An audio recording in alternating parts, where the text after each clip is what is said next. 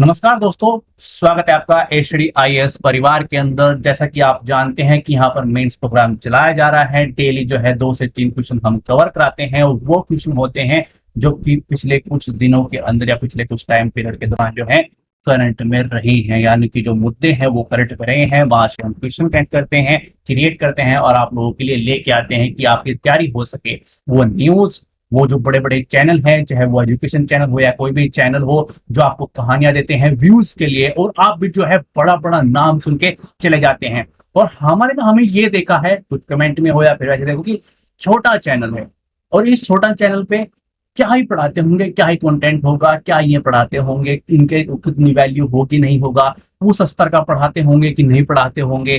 बहुत सारे क्वेश्चन दिमाग में लेके आते हैं, पहले ही चीजों को जज करना स्टार्ट कर देते हैं। पता नहीं ऐसा क्यों होता है। चैनल छोटा है, व्यूज 10 20 50 हैं, उतने तो मेरे जो है व्हाट्सएप स्टेटस पे आ जाते हैं, तो उतने मेरे भी आ जाते हैं। मैं सही बताऊं, इससे ज्यादा व्यूज जो है मेरे व्हाट्सएप स्टेटस पे आ जाते हैं, तो क्या करूं? अभी बताइए आप क्या करूं? अभी मेरा चैनल उतना बड़ा नहीं है, मगर मेरी तो मुझे ये चाह है कि मैं आपको वो चीज दो जो वो बड़े बड़े चैनल या फिर लाखों की फीस देके इंस्टीट्यूट आपको नहीं दे रहे हैं।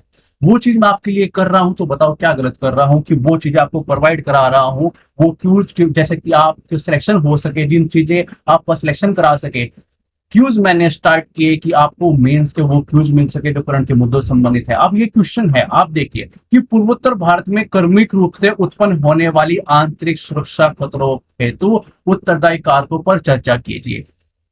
मणिपुर के अंदर जो है घटनाएं हो रही हैं, पूर्वोत्तर के अंदर जो भी घटनाएं, हिंसक घटनाएं हो रही हैं, लगातार आपको न्यूज में देखने को मिला होगा कि ये हो गया, वहां पर ये हो गया, उस व्यक्ति ने वहां पर ये बोला, उस व्यक्ति ने ये बोला। और जो जो व्यूज ले रहे हैं, लाखों व्यूज जिनके, मैं ये नहीं कह रहा हूँ कि इतने बड़े बड़े स्तर के एजुकेशन चैनल हैं जो आपको व्यूज दे रहे हैं कि यहाँ पर ऐसी सी घटना हुई, यहाँ पर ऐसी घटना हुई, वो आपके लिए इंपॉर्टेंट है या ये क्वेश्चन आपके लिए इंपॉर्टेंट है? ये क्वेश्चन आपको वो पॉइंट दे देगा जहां से आप मेंस का आंसर दे पाओगे। ये इससे संबंधित एक क्वेश्चन आपके सामने आ गया, तो क्या वो न्यूज आपके काम में आएंगी? जो न्यूज आप देखते हैं या फिर इतनी बड़ी वीडियो देखते हैं, जो आप मजा आता है आप लोगों को कि इतना बड़ा चैनल है भाई, कुछ तो दिया ही होगा, है तो एजुकेशन ही। नहीं भाई, वो एजुकेशन नहीं है, वो आपका बेवकूफ बनाया जा रहा है और आप बन रहे हैं। देखते हैं कि व्यूज 50,000 व्यू है, 60,000 व्यू है, 1 लाख व्यू है, अच्छा ही होगा, एजुकेशन ही है, एजुकेशन चैनल तो है। नहीं, अब बता, मेरे ऊपर छोड़ दिए। हो सकता है मैं अपने चैनल को उठाने के लिए चीज बोल रहा हूं, आप डिसाइड कीजिए। 10 लोग हो, आप 20 लोग हो, जो भी हमारी वीडियो देख रहे हैं, आप लोग डिसाइड कीजिए, अपने दोस्तों से दिखाइए या अपने मम्मी पापा, जो भी जिसको आप मानते हैं कि हाँ ये मेरे अच्छा सजेशन देगा, उससे दिखाइए और बताइए कि ये वीडियो जो लाखों व्यूज हैं वो आपके लिए इंपॉर्टेंट है, या ये क्वेश्चन वहां पर जो घटनाएं हो रही हैं, ये क्वेश्चन का जो आंसर सर ने बताया है, इसकी पृष्ठभूमि लिखनी सिखाई, हमें इनको पॉइंट्स दिए और निष्कर्ष दे रहे हैं, ये आपके लिए इंपॉर्टेंट है। आपके मेंस के लिहाज से कौन सी चीज इंपॉर्टेंट है, कौन आपका एग्जाम क्रैक करा सकती है, उनसे जाके पूछ लीजिए। आप भी इतने समझदार हैं, आप यूपीएससी की या पीसीएस की तैयारी कर रहे हो, आपके अंदर उतनी नॉलेज है, उतना ज्ञान आपके अंदर है, आप आईएएस बनने वाले हो, पीसीएस बनने वाले हो, तो आपको पता होगा कि क्या आपके लिए महत्वपूर्ण है, क्या आपके लिए सही है। यही डिसीजन जो है आपको बाद भी लेने हैं। जब आप वो पोस्ट आपको मिल जाएगी तब भी आपको डिसीजन लेने हैं, और अभी भी आपको डिसीजन लेने हैं। आपसे हमारी रिक्वेस्ट है कि ये जो चैनल है ये शेयर कीजिए, क्योंकि जितने लोगों तक हमारी चीजें पहुंच पाएंगी वो वहां से बच जाएंगे। कि जहां पर वो अपना टाइम वेस्ट कर रहे हैं, वो चाहते हैं कि यूट्यूब पे आके, जिनके पास पैसा नहीं होता, 1 लाख 2 लाख 3 लाख रुपए देने का पैसा नहीं होता, वो आके यहाँ उनको हेल्प हो सकती है। फ्री में चीजें प्रोवाइड हो रही हैं, उस तरह की चीजें जहां पर 1 2 लाख रुपए देकर भी नहीं मिलती हैं, तो उन लोगों की हेल्प हो जाएगी। हम वो करना चाहते हैं, प्लीज आप हमारी हेल्प कर दीजिए, इस चैनल को उन लोगों तक पहुंचा दीजिए जिनको इनकी चीज की जरूरत है। ठीक है, तो आइए शुरुआत करते हैं। पहला क्वेश्चन हमने देख लिया है कि वो करंट से संबंधित है। दूसरा क्या है कि भारत में सतत विकास को बढ़ावा देने हेतु अंतरिक्ष प्रौद्योगिकी के महत्व पर चर्चा कीजिए। ये दूसरा क्वेश्चन है। दोनों ही क्वेश्चन कितने महत्वपूर्ण है आप समझ चुके होंगे, तो आइए इनको लिखने का प्रयास करते हैं। पहला क्वेश्चन क्या था कि जो पूर्वोत्तर भारत है उसमें क्रमिक रूप से उत्पन्न होने वाली जो आंतरिक सुरक्षा के खतरे हैं, उत्तरदायी कारकों पर चर्चा की, उनके क्या क्या कारण है, इस चीज पर चर्चा हमें करनी है। शुरुआत करेंगे, एक अच्छी सी पृष्ठभूमि लिखेंगे और फिर आगे पॉइंटों में बढ़ जाएंगे। तो पहले पृष्ठभूमि की बात कर देते हैं। ठीक है, पूर्वोत्तर भारत जिसमें 8 राज्य शामिल हैं, कई देशों से आंतरिक सुरक्षा चुनौतियों का सामना कर रहा है। इस क्षेत्र में उग्रवाद, जातीय संघर्ष, आर्थिक पिछड़ापन और सीमा पर घुसपैठ सहित कई समस्याएं बनी हुई है। मणिपुर में जो है कुकिया, नगाओ और मैतेई के बीच जातीय जो है हिंसा का हाल घटनाओं के कारण एक बार फिर से यह मुद्दा प्रकाश में आ गया है। तो क्या है, करंट से संबंधित एक पृष्ठभूमि हमने ले ली कि भाई करंट की चीजें हैं, वो पृष्ठभूमि है। मजे में पढ़ेंगे। यहाँ पर देखिए, मैं शुरुआत में इसलिए बोलता हूँ कि चीजों को आप शेयर करें, उन लोगों तक पहुंचे। मगर हम मस्ती में इतनी बड़ी बड़ी चीजें कवर कर जाएंगे ना, चाहे वो सब्जेक्ट हो मेंस के परस्पेक्टिव से, चाहे वो क्यूज हो, मस्ती में पढ़ेंगे और बहुत बेहतरीन तरीके से आप आईएएस वाईएएस जो है बन जाओगे। ठीक है, यहाँ पर मस्ती से हमने पृष्ठभूमि क्रिएट कर ली कि आप इसकी करंट से संबंधित ऐसी पृष्ठभूमि क्रिएट कर सकते हैं। हाल ही में ये सब कुछ हुआ है और ये इसकी पृष्ठभूमि रही। ठीक है, आइए शुरुआत कर दी है, अब कारणों पे देखते हैं। अब कारणों को उस पॉइंट टू पॉइंट चीजों को लिखेंगे कि भाई से ऐतिहासिक कारक है या चाहे जातीय विविधता है, कुछ भी है, पॉइंट टू पॉइंट इतने आसान तरीके से देंगे। भाई एग्जामिनर साहब ये लीजिए, ये हमारे पॉइंट है, आपने एक क्वेश्चन पूछा था, हमने इसका आंसर लिख दिया और ये हमारी ओर से आंसर है, ये पॉइंट टू पॉइंट चीजें पकड़ लीजिए। अब एग्जाम में जब आपकी कॉपी सामने आएगी कि ये क्वेश्चन है और ये आंसर लिख रखा है बंदे ने, शुरुआत अच्छी की है, पहले तो आपकी पृष्ठभूमि देखते ही उसको पता लग जाएगा कि आप क्या चीज हो। दूसरी बात, आपको आपके पॉइंट टू पॉइंट चीजों को उसको ना पूरा पढ़ना भी नहीं पड़ेगा, उसको ना अच्छे लगेगा कि ऐतिहासिक कारक लिखे हुए हैं, जाति विविधता लिखी गई है, तो आपकी ना आपके अंदर क्या जुनून है, क्या आप मुद्दा रखते हो और आपकी वैल्यू क्या है, वो आपकी कॉपी देखते ही समझ जाएगा कि बंदा कितना खतरनाक है। इसे पूरी चीजों को पॉइंट टू पॉइंट इतने आसान तरीके से चीजों को समझा दिया है कि नंबर मुझे देने ही पड़ेंगे। आप मजबूर कीजिए उस एग्जामिनर को कि वो आपको नंबर दे। ठीक है, यदि 10 नंबर का कोई क्वेश्चन है तो 5 से 6 नंबर आपको मिले ही मिले। इतनी अच्छी चीजें आप कीजिए। पहले हम आपको पॉइंट देंगे, फिर ड्राफ्ट करना भी सिखाएंगे कि हाँ, एक क्वेश्चन को अच्छे से कैसे ड्राफ्ट किया जैसे 5 से 6 नंबर जो है वो लिए जा सके। किसी को लग रहा होगा कि सर 9 या 10 क्यों नहीं बोला, भाई साहब महान लोगों, 9 से 10 जो है आईएएस है, 9 से 10 नंबर यहाँ पर नहीं आते हैं। 5 से 6 जितनी लोगों के नंबर आएंगे वो हाईएस्ट होते हैं, बहुत बेहतरीन नंबर होते हैं। ठीक है, तो 5 से 6 नंबर आ गए तो आप समझ लीजिएगा कि आपका उद्धार हो गया। ठीक है, तो टेंशन नहीं लेनी है। आइए पढ़ते हैं कारकों पर कि उत्तरदायी कारक क्या है। पॉइंट टू पॉइंट चलेंगे। पहला पॉइंट है कि ऐतिहासिक कारक क्या रहे। औपनिवेशिक सीमा विवाद, जनसांख्यिकीय परिवर्तन जैसे ऐतिहासिक कारकों की जटिल परस्पर क्रिया ने इस क्षेत्र में आंतरिक सुरक्षा चुनौतियों में योगदान दिया है। ठीक है, और यहाँ पर ब्रिटिश द्वारा इनर लाइन परमिट यानी कि ILP प्रणाली लागू करने से भी जातीय तनाव पर संघर्ष हुए हैं। अब कुछ लोगों को इनर लाइन परमिट समझ में नहीं आया होगा, इसलिए तो मैं बोलता हूँ ना कि कहानियां पढ़ने से अच्छा है कि एग्जाम पर्सपेक्टिव से पढ़ो कि आपके लिए इंपॉर्टेंट क्या है, और फिर आप जब क्वेश्चन सामने आए तो आप उसका यूज कर पाओ कि भाई साहब ब्रिटिश ने जो है 1800 कुछ में जो 1873 के आसपास जो है ये कांड किए थे और इनर लाइन परमिट को लेके आए थे। उन्होंने क्या, इनर लाइन परमिट समझते हो क्या होता है? वहां पर कुछ जनजातीय हैं, उनको संरक्षण देने के लिए जो है, जो पहाड़ लोग रहते हैं, जैसे मान ले कोई यूपी में रहता है, कोई हरियाणा में रहता है, और यहाँ जो संरक्षित क्षेत्र है वहां पर उनको संरक्षण देने के लिए है, उनको परमिट जारी किया जाता है कि यदि आपको वहां पर ट्रेवल करना है, वहां पे घूम के आना है, वहां पर जाना है, रहना है, तो आपको जो है वो परमिट लेना होगा उस क्षेत्र से कि हम आ रहे हैं और यहाँ पर घूम के जाएंगे, यहाँ पर रहेंगे। तो ठीक है, उसके लिए परमिट की आवश्यकता होती है। तो ये चीज उन्होंने किसने की थी? ब्रिटिश द्वारा की गई थी, तो उसे बोलते हैं इनर लाइन परमिट।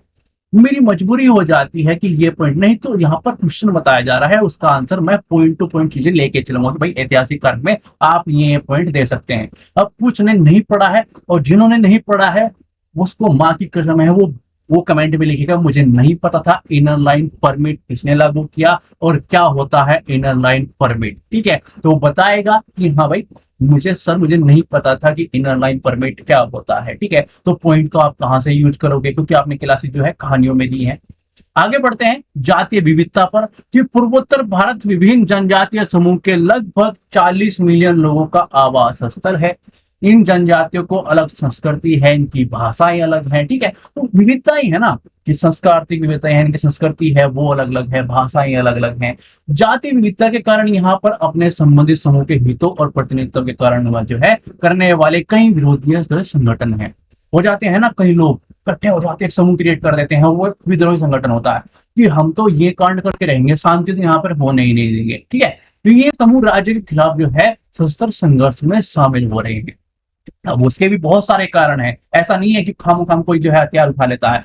बहुत सारे कारण किसी किसी के पीछे होते हैं। अब वहां पर आंतरिक जो है सुरक्षा के प्रॉब्लम्स हैं, उसके सामने चुनौतियां हैं, तो बहुत सारे कारण होंगे और वो कारण ही हम आपको बता रहे हैं। आपसे पूछे कि वह पूर्वोत्तर हालात में इस तरह की हालात हैं, आप एक यूपीएससी एस्पिरेंट है या फिर आप पीसीएस की तैयारी कर रहे हैं, बताइए कि पूर्वोत्तर में जो चल रहा है उसके क्या क्या कारण है।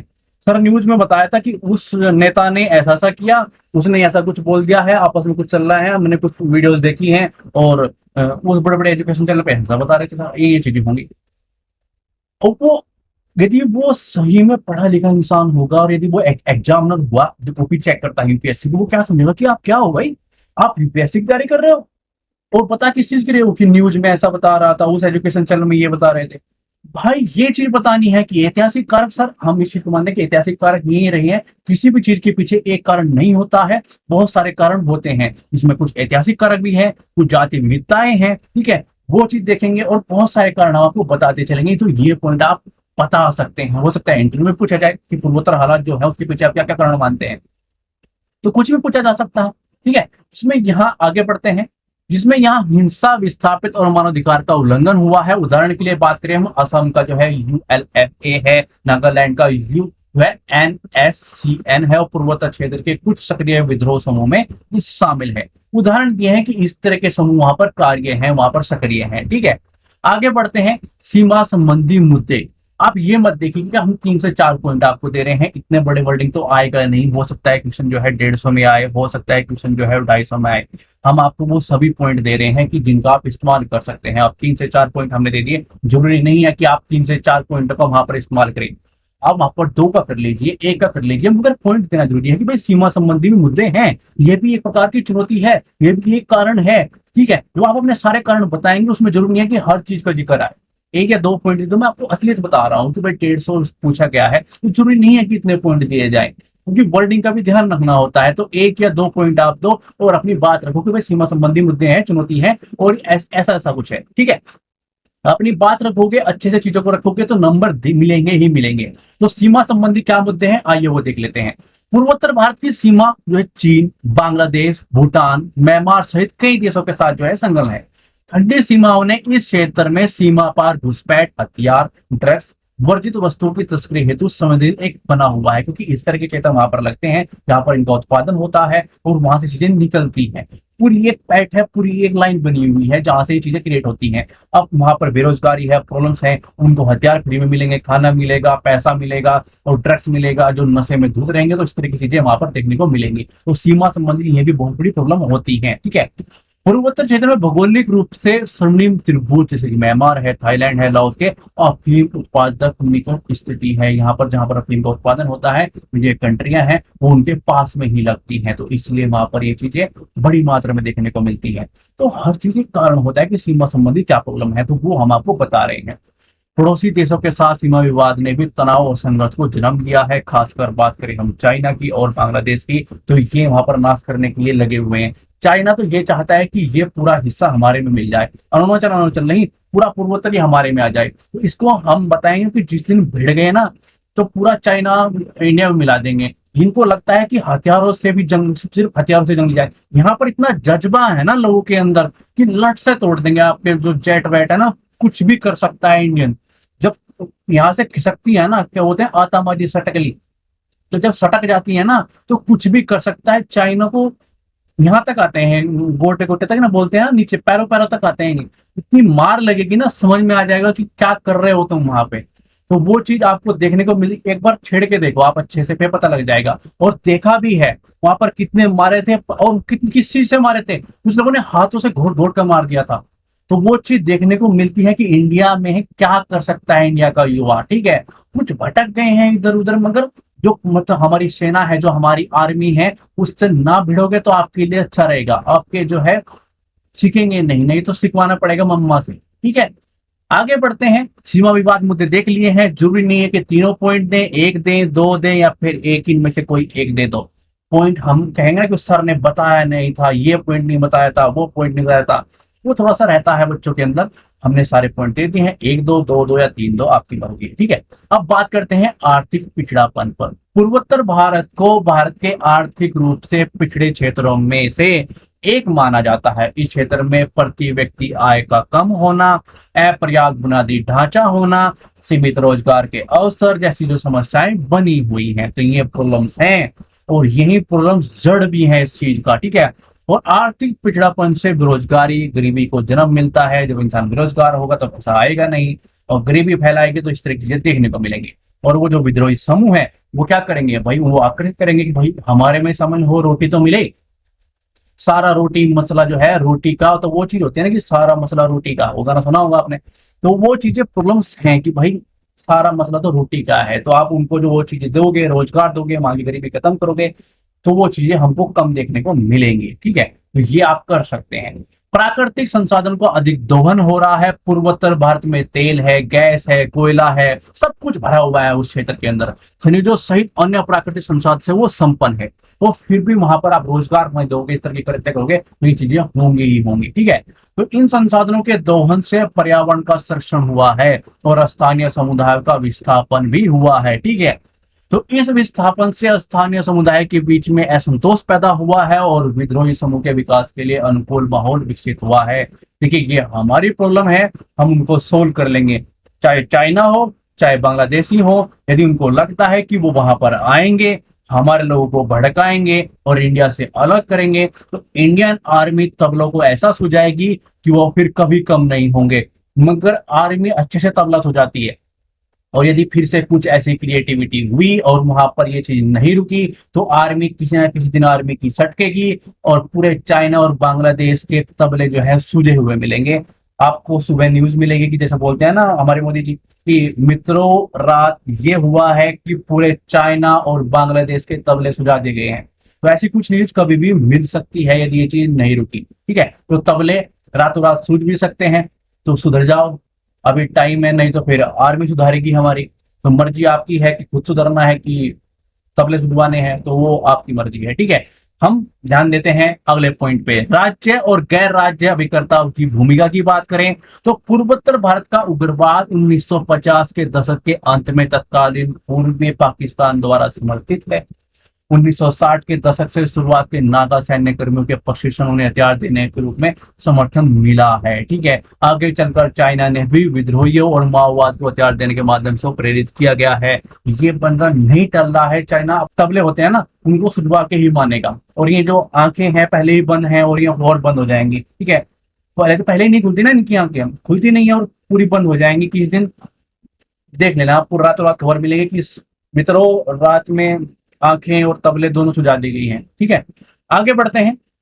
अब देखते हैं कि इतनी सारी प्रॉब्लम्स हैं, इतने सारे कारण हैं, तो हम क्या कर सकते हैं भाई। हमें भी तो कुछ करना पड़ेगा ना उन लोगों के लिए, अपने लोग हैं, हमारे लोग हैं, ठीक है। तो हम क्या कर सकते हैं वो हमें देखना चाहिए, क्योंकि हमें मेंस का पॉइंट पे दिख रहे हैं। मैं ऐसा थोड़ा सा इसलिए पढ़ाता हूँ क्योंकि आप बोर ना हो इसके लिए कि भाई इतनी चीजें हैं तो बोर ना हो।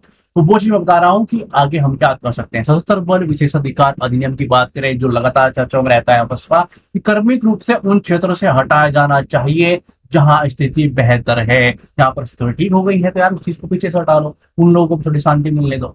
नागरिक समाज द्वारा निरंतर प्रयास किया जाना कि शांति वार्ता में प्रगति के बावजूद विद्रोही संगठन के साथ जो है समन्वय के लिए नागरिक समाज द्वारा प्रयास जारी रहना चाहिए, जिसमें विद्रोही नेता निकलने वाली जो प्रोत्साहित होंगे, और यह भी सभी हितधारकों के लिए अनुकूल होगा, ठीक है।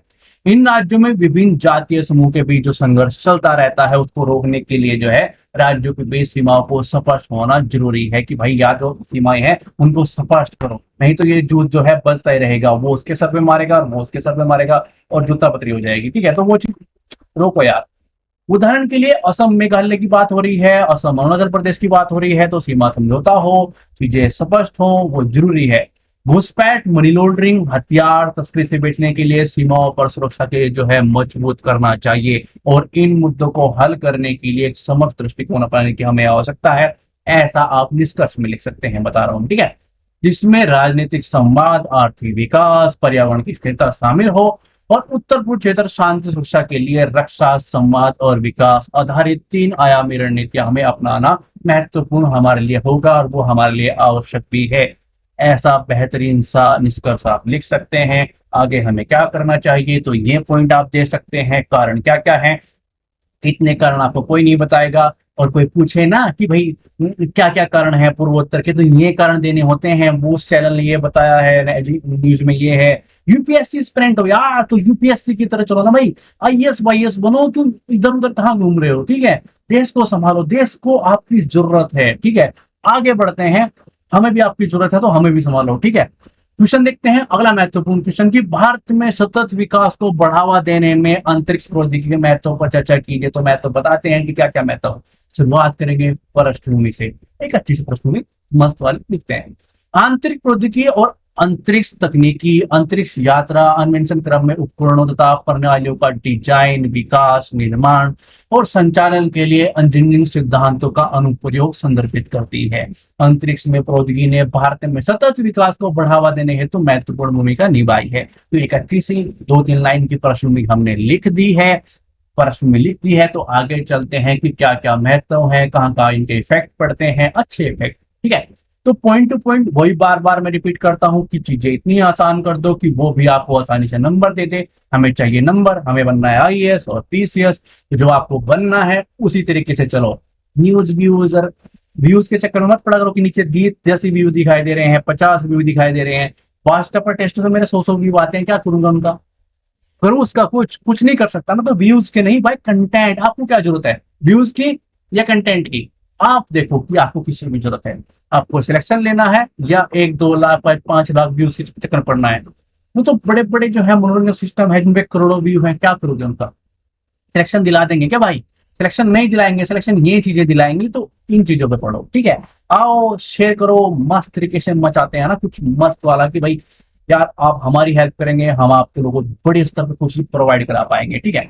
देखते हैं क्या क्या महत्व है। पर्यावरणीय निगरानी की बात करें तो अंतरिक्ष प्रौद्योगिकी में भूमि उपयोग, प्रतिरूप और वनों की कटाई, समुद्र विज्ञान, मौसम जैसे विभिन्न पर्यावरणीय कारकों की सटीक और निरंतर निगरानी सक्षम हुई है, जिससे नीति निर्माताओं को प्राकृतिक संसाधन प्रबंधन और तार्किक निर्णय लेने में सहायता मिलती है। तो ये किस चीज की पॉजिटिविटी हुई? पर्यावरण की। भाई महत्व की बात करें तो पर्यावरण में ये लिख दीजिए, भाई हमें पर्यावरण से ये मिलता है। आपदा प्रबंधन की बात करें तो इसमें क्या बेनिफिट मिलेगा कि भारत में जो बाढ़ है, भूकंप है, चक्रवात के रूप में प्राकृतिक आपदाओं आने का इतिहास यहाँ पर रहा है। चारों तरफ से हमें मार पड़ी है, चाहे वो प्राकृतिक हो चाहे मानवीय हो, ये चीजें होती रहती है। आंतरिक प्रौद्योगिकी द्वारा रिमोट सेंसिंग और संचार तकनीकों के माध्यम से आपदा प्रबंधन हेतु त्वरित प्रक्रिया करना आसान हो गया है हमारे लिए कि भाई यहाँ से हट जाओ, नहीं तो तबले सूझ जाएंगे और वो प्रकृति सूझ जाएगी। हमारा इसमें कोई हाथ नहीं है। क्या आप सोचो कि हम बजाएंगे? नहीं भाई, हम नहीं बजा रहे। कभी बाढ़ बजा दी है, कभी भूकंप बजा देते हैं, कभी चक्रवात बजा देता है, तो कुछ भी होता रहता है। तो ये सीधा हेल्प के लिए कि भाई हट जाओ वहां से, नहीं तो कुछ भी हो सकता है, ठीक है। आगे बढ़ते हैं, अब देखते हैं कृषि पर। कृषि में क्या बेनिफिट मिलेगा कि आंतरिक प्रौद्योगिकी सुधर जो है संवेदन के माध्यम से मृदा की नमी हो, कृषि की उत्पादकता हो, की निगरानी के माध्यम से कृषि उत्पादकता में सुधार लाने की जो है सहायक रहेगी कि भाई ये चीजें हम देख सकते हैं और उसमें सुधार भी कर सकते हैं। यह डेटा किसानों को जल और उर्वरक उपयोग के बारे में तार्किक निर्णय लेने में मदद करता है, जिसके परिणाम स्वरूप क्या होता है कि पैदावार में वृद्धि होती है, उसका पर्यावरण पर भी कम इफेक्ट पड़ता है, ठीक है। तो बेनिफिट ही बेनिफिट नजर आ रहे हैं, चारों तरफ बेनिफिट है। और बेनिफिट पॉइंट टू पॉइंट मिलेंगे तो आपको भी बेनिफिट है, उससे नंबर मिलते हैं ना, वही तो चाहिए। तो बेनिफिट आपको मिल रहा है, हमें भी करा दो यार, चैनल को फैला दो इधर उधर, क्योंकि हम भी लोगों की भाई इतने लोगों को हम बेनिफिट दे रहे हैं, शांति मिलती है जब आप कमेंट करते हो, लाइक करते हो। तो जो आप अच्छा सा कमेंट करते हो ना कि भाई हमने कुछ किया है आप लोगों के लिए, कुछ भी आपको हेल्प मिली है 1% भी, तो अच्छा लगता है कि भाई उसने भी हमको किया है, बोला है बंदे ने, कोई हमें हेल्प मिल रही है, ठीक है। संचार की बात करें तो आंतरिक प्रौद्योगिकी ने भारत में संचार कनेक्टिविटी में सुधार किया है। उपग्रह आधारित संचार से दूरस्थ और ग्रामीण क्षेत्रों में विश्वसनीय और लागत प्रभावी कनेक्टिविटी मिलती है, जिससे सूचना, शिक्षा, स्वास्थ्य सेवाएं बेहतर पहुंच पाती हैं। तो ये संचार की बेनिफिट है। आगे चले तो राष्ट्रीय सुरक्षा में बेनिफिट है। तो कारगिल वाला मैटर नहीं होगा क्योंकि हमारे पास खुद का नेविगेशन सिस्टम है। रशिया हमारा दोस्त है, मगर जो है यूएसए ने उस टाइम पर हमसे मना कर दिया था, अब वो बाहर में जाए, हम चीजों को खुद संभाल लेंगे, ठीक है। आंतरिक प्रौद्योगिकी ने रणनीतिक संचार और निगरानी खुफिया जानकारी एकत्रित करने के साथ भारत को राष्ट्रीय सुरक्षा में महत्वपूर्ण योगदान दिया। इससे देश की सीमाओं की रक्षा करने में, अपने नागरिकों की रक्षा करने में मदद मिलती है। कारगिल जैसी प्रॉब्लम्स आए तो हम देख सकते हैं कहाँ पे क्या क्या है और उनको ठोक सकते हैं, ठीक है। वहीं पर जाके तबला भी सुझा सकते हैं। वो काम इंडियन आर्मी बेहतरीन करती है। ठीक है, आपको चाहिए तो आपका भी हो सकता है। यदि आप पढ़ेंगे लिखे नहीं तो आपकी एक आर्मी बेटी है घर पर, बीएफ जीएफ के चक्कर में मिलके अपनी अपनी लाइफ को और उन चुनौतियों को झेलते रहोगे ना, खुद भी एक चुनौती बनोगे, और है जो आपकी फैमिली है, मम्मी पापा जो भी है, वो आपके तबले सुझा देंगे। इंडियन आर्मी की जरूरत नहीं है उस चीज के अंदर। ठीक है, अब बात करते हैं निष्कर्ष की। तो आंतरिक प्रौद्योगिकी ने पर्यावरण निगरानी से लेकर आपदा प्रबंधन और कृषि से लेकर राष्ट्रीय सुरक्षा जो है तक विभिन्न क्षेत्रों में योगदान देकर भारत में सतत विकास को बढ़ावा देने में महत्वपूर्ण भूमिका निभाई है। आने वाले वर्षों में इस क्षेत्र में निरंतर निवेश और विकास भारत के लिए प्राथमिकता बना रहेगा। तो हमारा ये प्रयास आपको कैसा लग रहा है, प्लीज कमेंट कीजिए और शेयर कीजिए इन चीजों को। ये इतनी बेहतरीन चीजें हैं आपके मेंस के लिए, प्लीज शेयर कीजिए, उन लोगों तक पहुंचा दीजिए जहां तक जिन लोगों को इस चीज की जरूरत है, जो नहीं मिल पा रही है। ठीक है, तो पहुंचाइए, इनको पहुंचाइए, और डेली ये जो है 6 बजे वीडियो आ जाती। तो थैंक्स फॉर वॉचिंग, धन्यवाद।